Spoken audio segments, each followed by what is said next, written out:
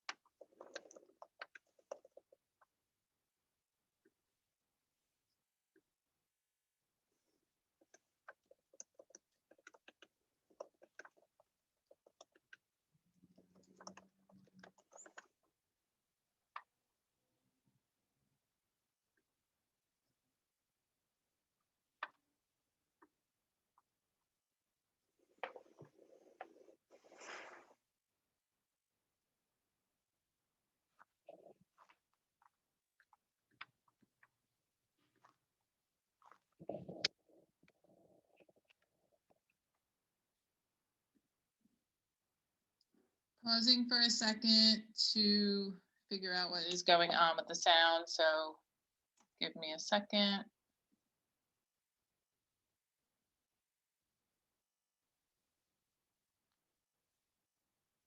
Okay, do you all hear and see me right now? Can you give me a thumbs up?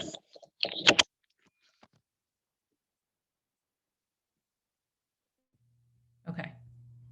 I think because I was wearing my headset, you couldn't hear it. I'm going to try again. Sorry about that, technological difficulties. Let me start again, and please let me know if you can hear and see it. She was just introducing herself. She just said who her name was. So, take two.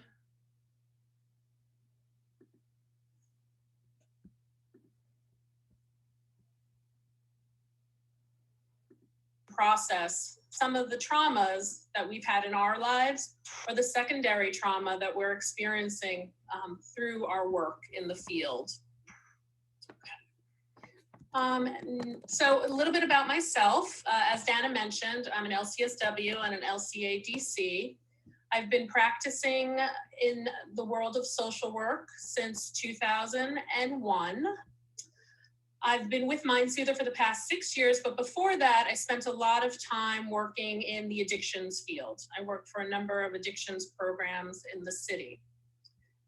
I was first exposed to EMDR back in social work school. We had a speaker come in and talk about EMDR processing, and I just thought it was amazing. And I thought to myself, wow, if I ever get the chance, I definitely want to learn more about this. So fast forward to, I think I want to say 2016, 2017, I decided to participate in an EMDR training. For me, it was important to use that because I was finding that I was only getting so far with my clients, especially in the addictions world. As you know, a high number of clients in the addictions world experience trauma. So I was finding that I was only getting so far with them. And so learning EMDR has really helped me break through some of that. It helped my clients break through some of that. Okay, next slide, please.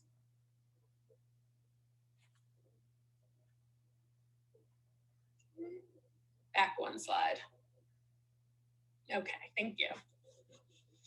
Okay, so what is EMDR therapy? So EMDR therapy is eye movement desensitization and reprocessing therapy. It was developed by a clinician named Francine Shapiro in 1987, and she too was finding that she was hitting a wall with her clients.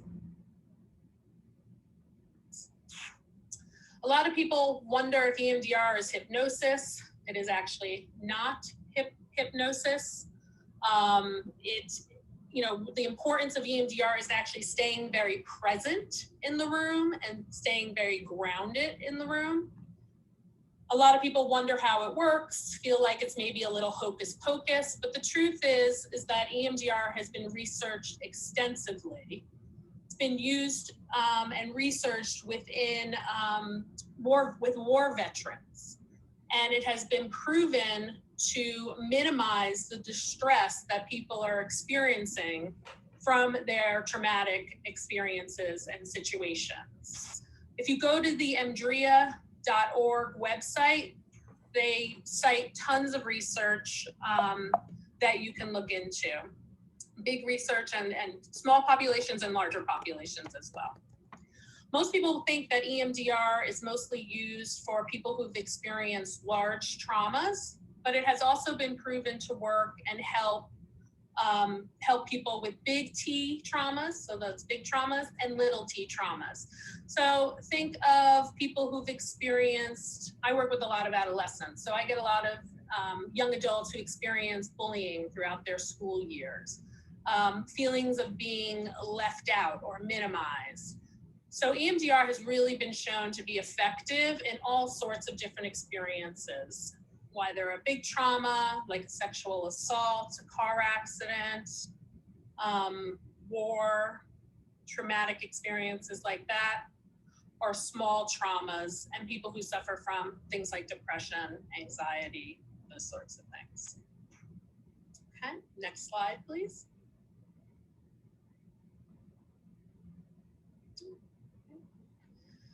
So very briefly, and I'm not going to do EMDR a real service in explaining exactly how it works, but I want to just give you a quick overview. EMDR helps to reprocess traumatic experiences that leave a person in a constant state of feeling overwhelmed, or like they're back in that traumatic moment, or the feeling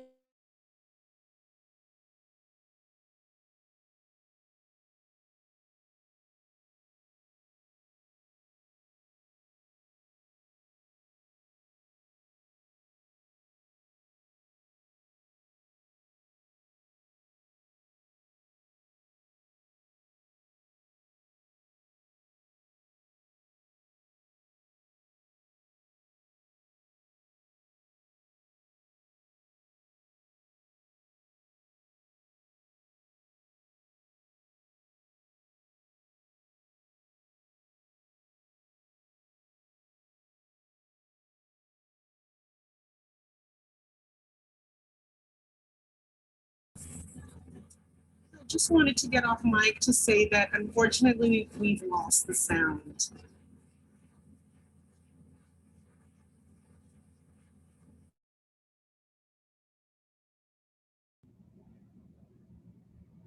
or experiences that are reminders of the trauma, subconsciously, unconsciously. Remember, we hold that trauma in our body. So something that seems not connected can flare up that response. That's what we're looking to reduce through the EMDR process. So we focus on a SUD scale, which for many of you probably know is the subjective unit of distress, which goes 0 to 10. So you will hear me reference your SUD. Okay, I will ask you at times to think of an experience that brings your SUD up just a little bit as we practice some of these techniques. Okay, so EMDR looks to get the SUD scale down from anywhere, hopefully 0 to 1. So we'll be checking in with our SUD scale. It does that by utilizing bilateral stimulation, BLS. You'll also hear me reference BLS. Bilateral stimulation is a side-by-side rhythmic pattern using eye movements, sounds, tapping. Sounds can be snapping. Music, I was in a training last week where they talked about music. and tapping on the body or on the legs, which you can't see me do, okay? And eye movement. We're all trained in eye movement. So we're gonna practice bilateral stimulations on ourselves, but just so you have an idea, and I don't know if I'm eye level with you, we move our fingers back and forth, and we ask people to follow our fingers with just their eyes. That's a form of bilateral stimulation. Other practitioners, clinicians use a light bar where you can follow the light, which is kind of cool. Others will use a pointer that you can follow. Let's see, like something like a pen. And we're not just going back and forth. There's all sorts of patterns we'll do depending on what's happening with the processing. Figure eights, we can move in diagonals as well. And pacing is important as well. You learn to read what the pacing is, what a client can handle. So today, for the purpose of our practice and our self-practice, because remember, we're really doing this to help ourselves process through some of the things we're experiencing these days. We're going to do BLSs at a slow pace because when we're installing resourcing techniques, we do them at a slower pace. And I'm going to give you guys just a few techniques you can use for today to practice self-BLS, okay? So we could do what I like to call the hug. So that's crossing your arms over your chest. So if everybody could just practice. It's crossing your arms over your chest.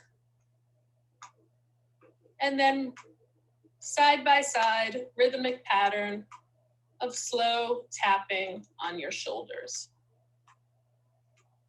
This is the one I like to do the best for myself. But you can also put your hands on your legs as well. Put them on your legs right above your knees. And you can slowly, you can't really see me right now, but I am slowly tapping my knees.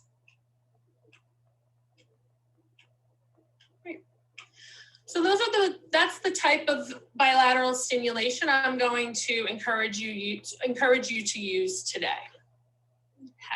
Okay, good, we can go to the next slide.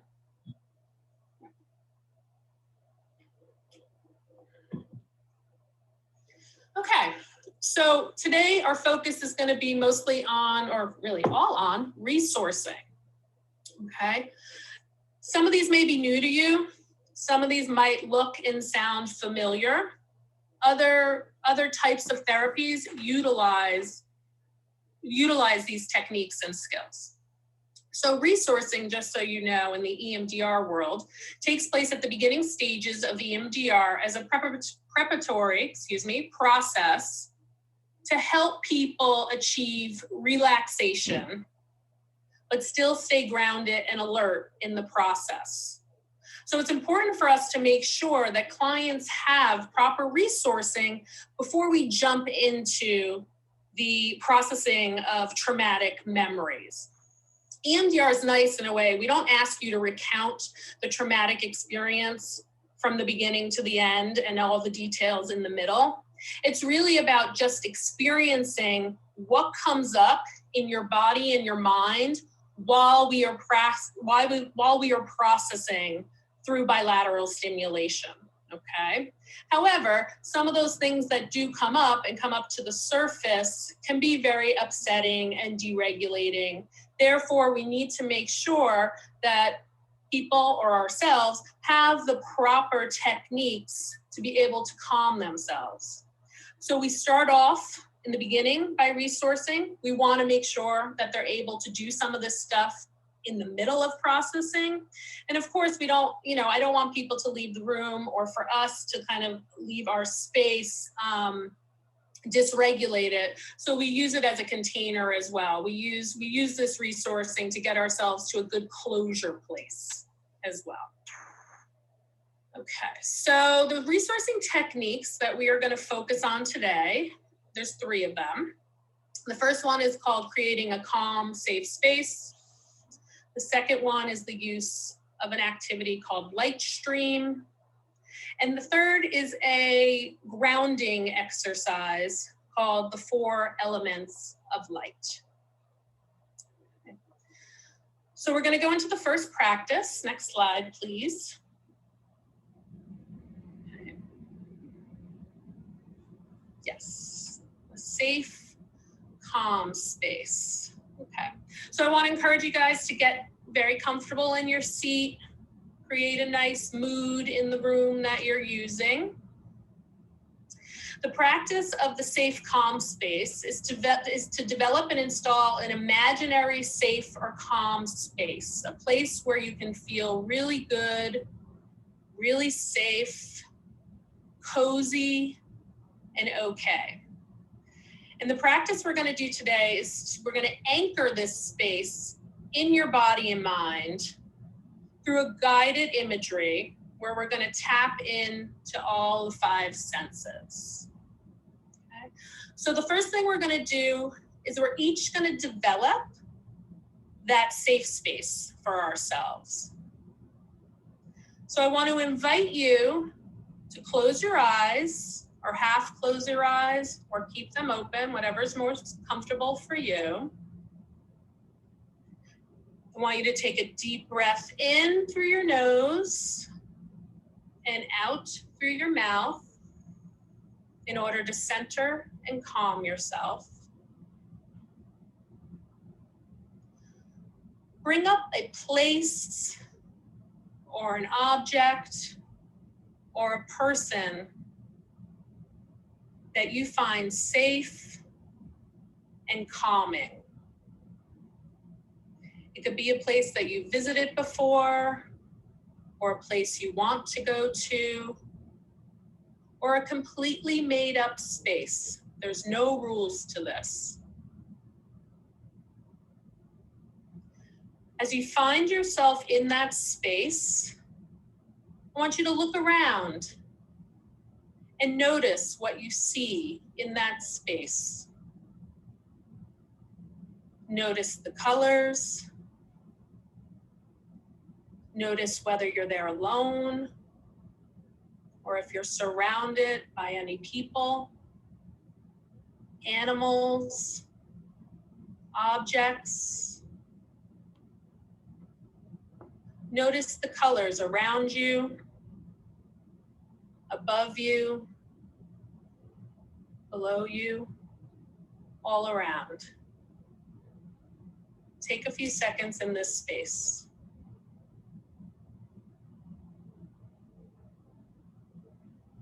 Next, I want you to listen.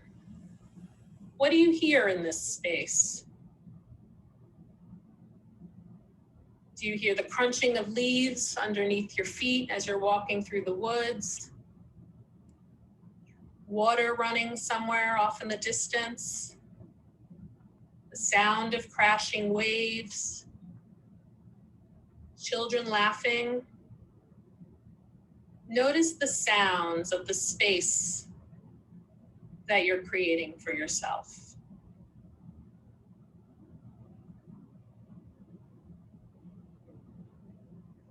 Next, let's move to smell. Take a deep breath in. What are the smells of your surrounding? Are you at your grandmother's house and she's cooking pasta with meatballs? Are you on the beach and have the smell of suntan lotion or the heat on your skin? Or are you in the woods with an earthy smell right after a light rain? Take a moment and focus on the smell.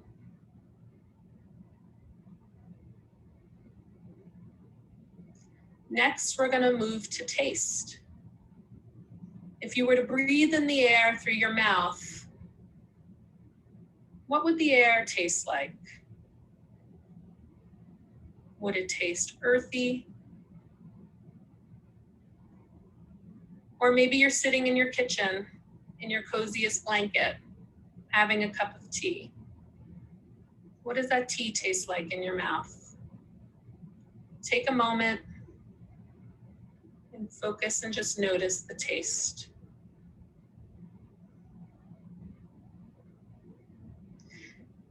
And last but not least, touch. When you touch those things that are surrounding you, what are you feeling? Is it the softness of a cozy blanket? Is it your hands in the sand? Is it your feet in the cool water? Notice the touch.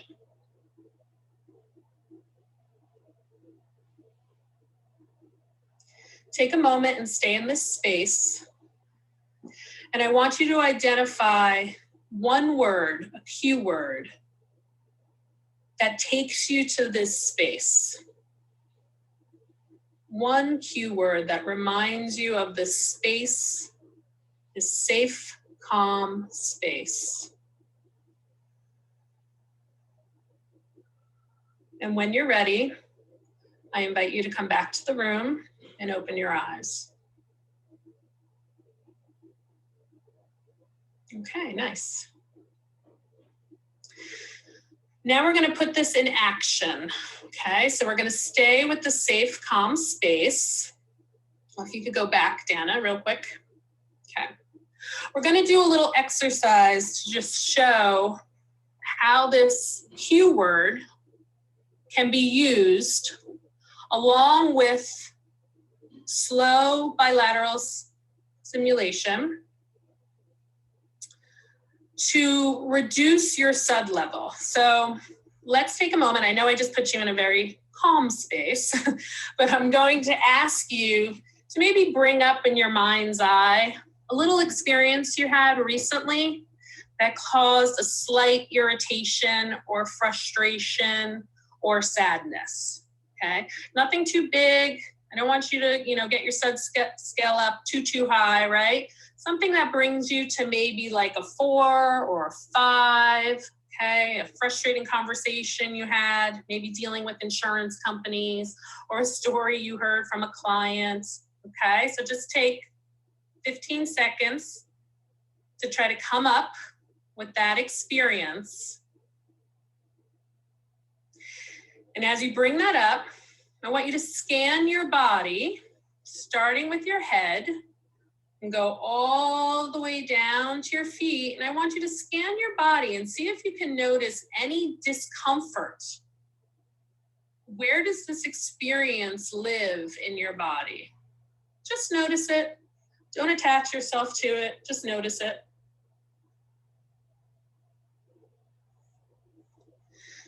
The next thing I'd like you to do then is let's keep that cue word in mind, okay? I want you to close your eyes and pick whichever self-BLS you'd like to use, okay? And I want you to slowly start tapping using the self-BLS. And I want you to bring up that cue word. Think of that word you identified as you're breathing in through your nose and out through your mouth. And allow yourself to go back to that space that you just created.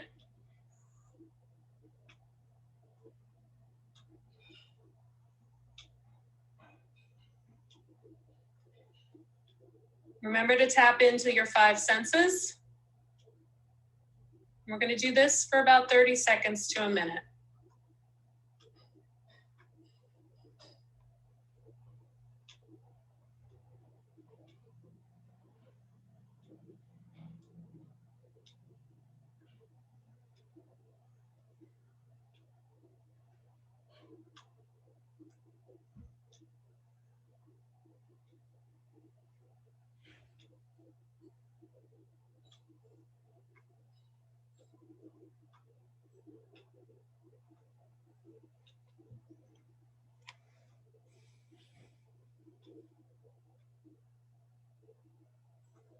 Remember to breathe in through your nose and out through the mouth. And practice bringing up the cue word in your mind.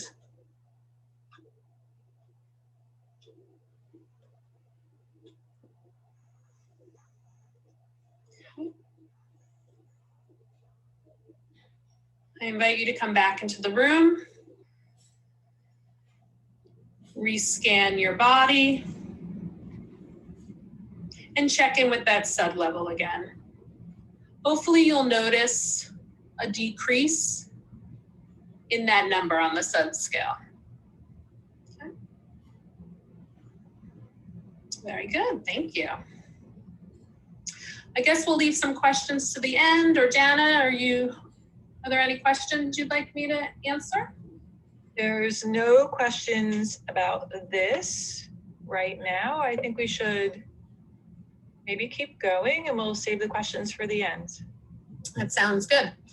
I'd be curious if people experienced a little more lightness in their body or a decrease in their SUD level. Maybe by just using, on the bottom bar of Zoom, there's reactions. If you click on reactions, you can get a little thumbs up or a hand clapping.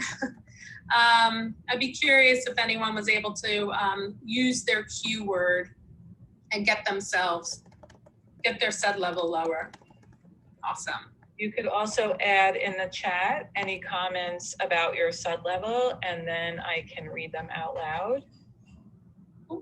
Anyone want to add? We'll move on, and then we'll come back to reading some of the responses. Awesome. Yeah, just wanted to jump in for a second. My chat is disabled, so I don't know if that's the same for others. So I'm not able to contribute to the chat right now because it's been disabled. Okay, I will check on that while we continue. Thank you for jumping on, Vanessa. I appreciate it. Yeah, thank you. Okay. And we will have time for question and answer at the end, and maybe also some sharing of techniques that maybe work for you guys as well. Okay, so let's move on to our second practice. Okay. Which will be the light stream.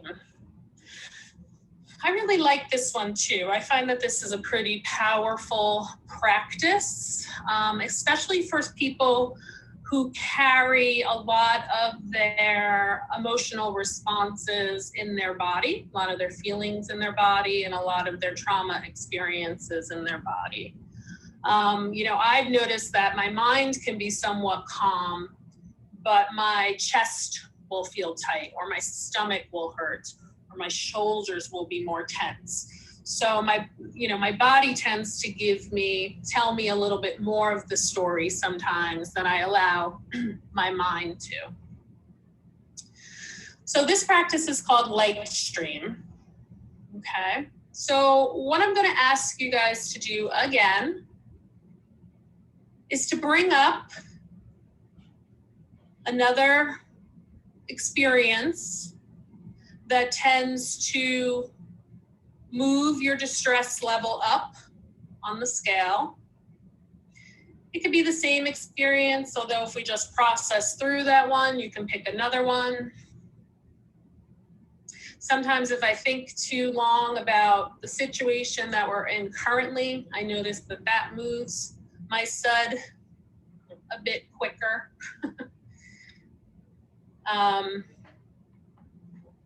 So I'm going to give you a moment to just bring that up. And then again, we're going to move towards scanning our bodies from our head to our toe. And I want you to notice any upsetting sensations that you feel or that you're holding in your body. So again, take a moment. You can shut your eyes or keep them open.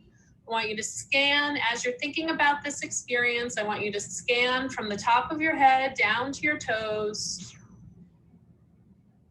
and notice any discomfort in the body. While you're doing that, I want you to ask yourself if this discomfort or this experience had a shape, what would that shape be? If it had a size, what size would it be? And if it had a color, what color would that experience or discomfort be? Go ahead and take a moment and identify those things. The next question I want to ask you is, what color do you associate with healing? Don't think on it too hard. Whatever color first pops up in your mind as your healing color, use that. So again, I want to invite you to go through this experience with me. Shut your eyes or keep them half shut. And imagine that a light of this healing color is coming in through the top of your head and directing itself at the sensation in your body. Let's pretend that the source of light is in the cosmos, so the more you use, the more you have available to you.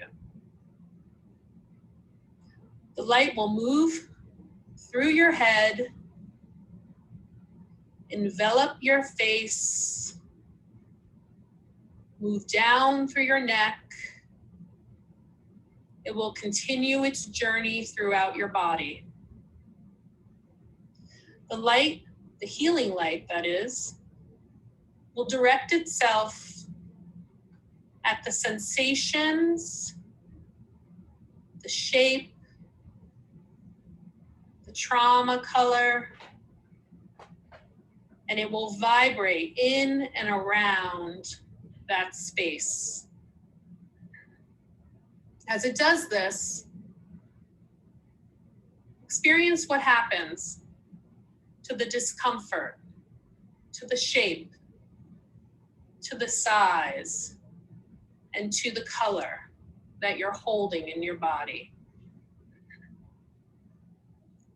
As you breathe in, more of your healing color enters your body.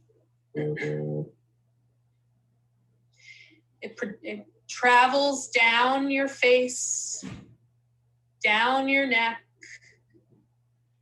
into your shoulders. Take another deep breath in and out as the light continues to travel down through your arms and through your torso, encapsulating your abdomen, your pelvis, your hips. Breathe in and out. As the light, your healing light, continues to move through your thighs, down into your calf area, and through your feet. And if you could imagine, the healing light is pushing out the color associated with the discomfort in your body. One more deep breath in and out as your healing light envelops your whole body and pushes the discomfort and the negative light out of your palms and the bottom of your feet.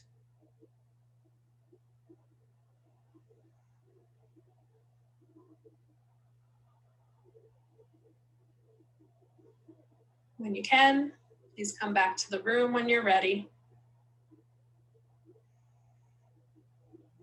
Okay, good. Awesome. Thank you, guys. All right, so that one I really like, especially, like I said, especially for people that hold a lot of their traumatic experiences in their body. It's so nice to know that you can have a healing color that holds the power to move some of these things out of your system.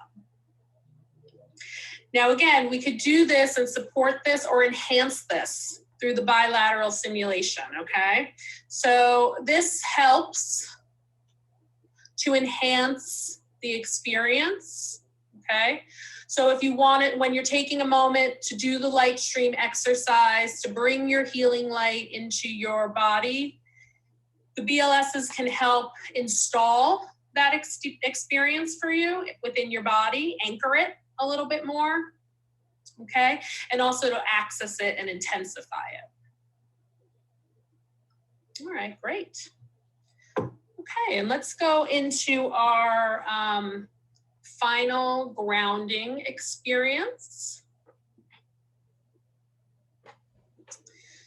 This one is called the 4 elements of light, and this is a grounding practice. I'm sure many of you have done grounding practices within your practice and for yourselves, okay? This is really good for really maybe setting the tone to enter into one of these techniques that we just did, the safe and calm space, okay, or the light stream. So the 4 elements of light. So let's take a moment again to bring up an experience again that maybe gets our stress level up just a little bit. Or maybe an experience that we tend to push away and disassociate from. We tend to detach from. I know I'm encouraging you to bring those things back into the room, but again, we're going to do it safely.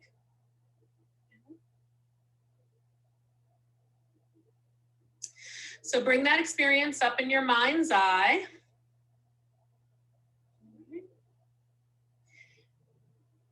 And this one you don't have to close your eyes for, because we're going to use our environment to ground us.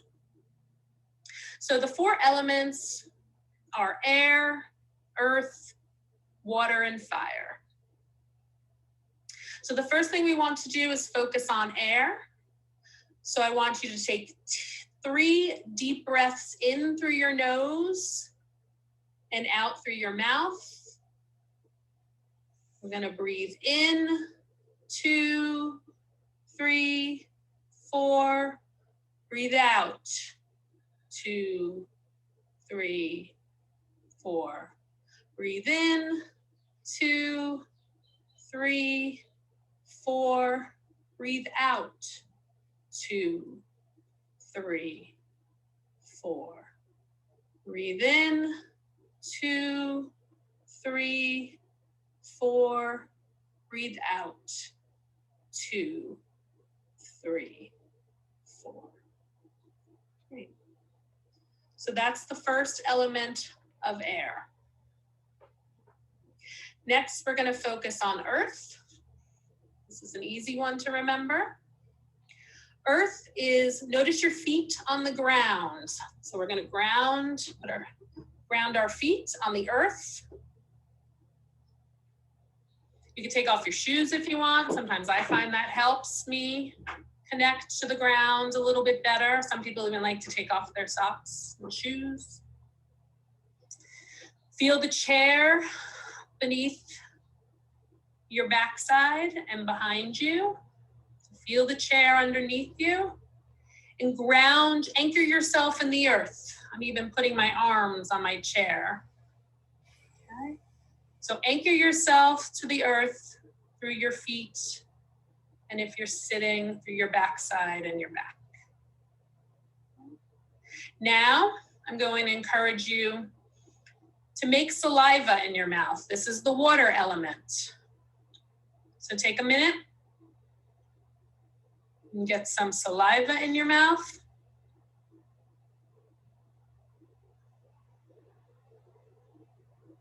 And that is the water element.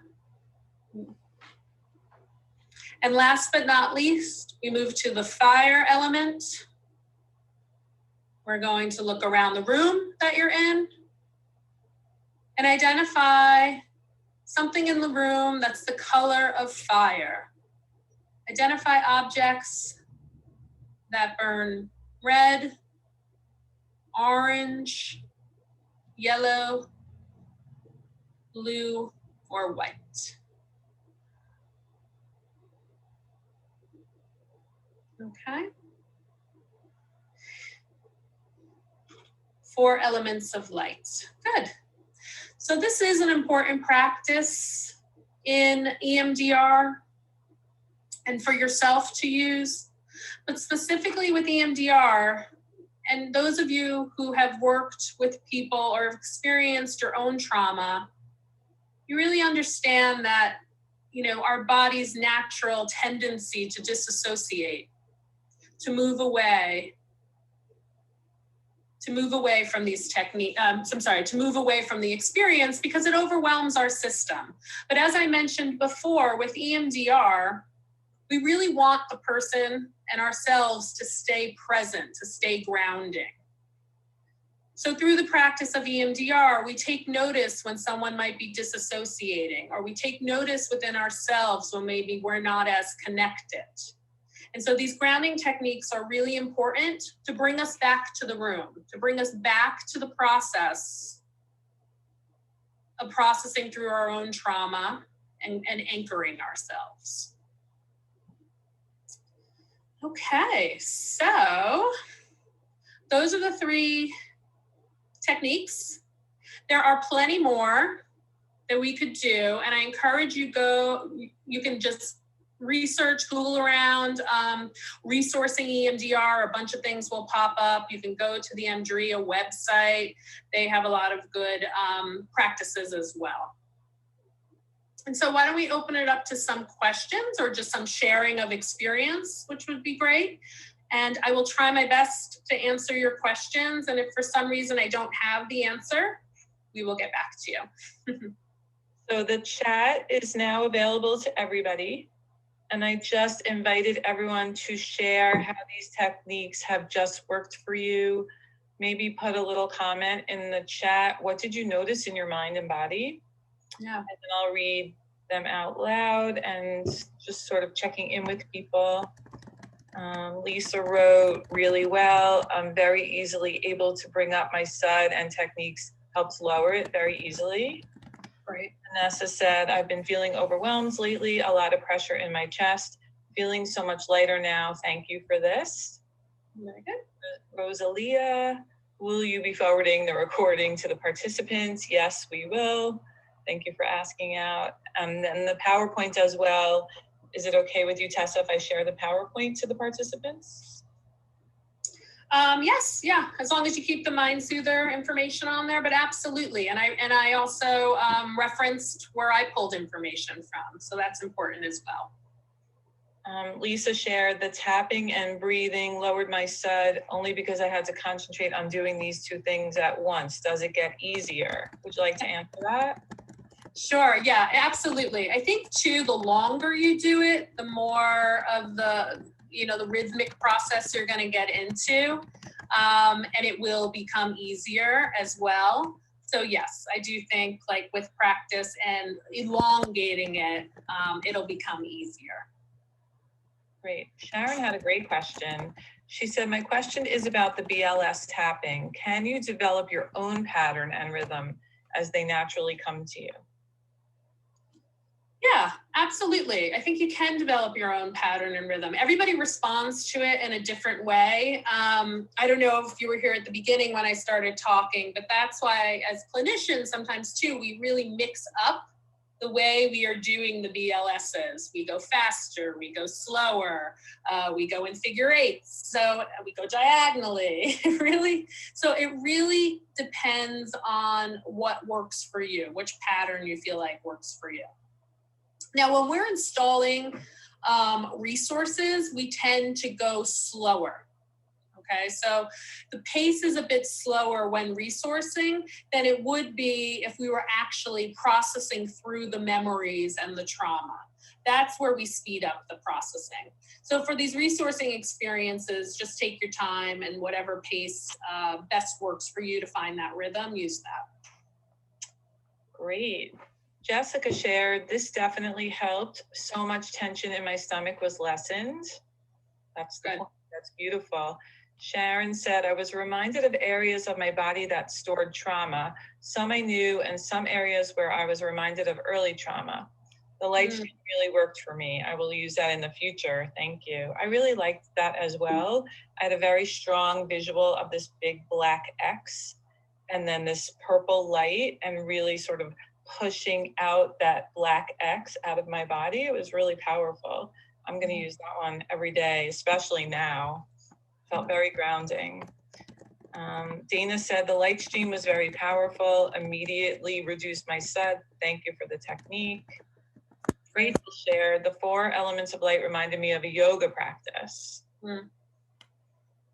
Yeah, absolutely. This is, EMDR didn't necessarily create, these, but utilizes a lot of different resourcing and techniques and adapts them.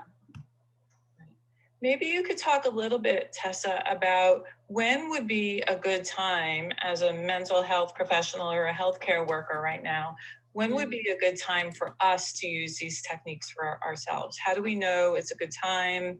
When should we use it? Would it be before sessions or in between sessions or after? All right, what's your recommendation? So, for myself, using grounding techniques in order to center myself, clear my mind of all the chaos and everything I'm doing before I actually sit to do my practice with my clients. So I'll do a lot of deep breathing. I love the safe, calm space. For me, I go into nature. I love walking. I love to have the sun on my face. I love leaves and browns and greens. And so for me, that one's very powerful. I can pick up my cue word, which is Vermont, and I can really center myself and calm myself. I had an experience right before I jumped on this presentation. I was talking with Dana. Unfortunately, my kitty cat is not feeling well, and I need to take her over to the vet today. And I was feeling a little out of sorts. I was a little anxious. So for me, I sat, I did the grounding technique. I took a couple of deep breaths, and that allowed me to center myself. During sessions, a little bit tricky, but a lot of times we get triggered by what our client is bringing into the room. So, if you're sensing that, if you're picking that up, you could easily grab one of these resourcing techniques and do it with a client, right? They don't need to know that you're getting dysregulated or that you need to recenter yourself. So you could absolutely, use one of these before. And then of course, these techniques can be used at any point. Maybe if you're having a hard time sleeping at night, it might be good to start a practice of some of these as you settle in for sleep, or maybe using it first thing in the morning to start your day. Very good. Type your questions for Tessa in the chat. Many of the questions are clinical, and maybe you could just speak briefly. This workshop is for you as mental health and healthcare workers to use for yourselves. But just to shed a little light, Lisa asked, my clients are in jail where I'm doing work just over the phone. What is the shortest tool I can use? I guess what's the easiest tool to use over the phone? Wow, that's a great question. For me, I think visualization could work really well over the phone, right? If you can practice your guided meditation, you could even have a script in front of you if you're not comfortable bringing, creating your own. You setting the tone of your voice. You could ask the person on the other end of the phone, maybe you could teach them really quickly, like how to tap on their shoulders or on their chest to get that bilateral stimulation going. And then you could just read off of a guided imagery script or take them into a safe space. Now, what I do, it's interesting. Remember, a lot of the work is around trauma for EMDR. So trauma experiences, and some people have a hard time tapping into a safe, calm space. So that is something, and even for yourself, maybe there's just, you have a hard time relaxing in the environment that you're in, or everything that kind of comes up is a reminder of a traumatic experience. So I also want to encourage people to be creative with that. It can be a person in your life. It could be someone like a superhero character or your favorite character in a book. It can be, think of yourself in the universe or up in space. It was, so it could really be anything to what you create. So going back to the question, I think you can easily do that on the phone. I also think breathing exercises. I love box breathing. And so you could have the person identify something within the room that's a square, and they can practice box breathing. That's lovely. Diane?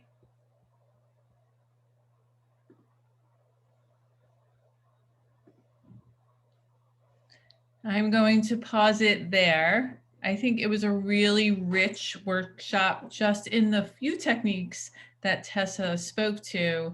And I want to let you know that this workshop was originally broadcast in April. And since then, I have been using the purple light technique and the calm space technique definitely for myself. I use it with my college-age child who has a lot of anxiety, and it's really helpful. So thank you so much for joining us today. I appreciate your patience as our guest speaker at a last minute cancellation. And so this was a replay. It is timeless though, and I hope that you use it. Again, I want to honor you for showing up, and please take care of you today. Thank you, everybody.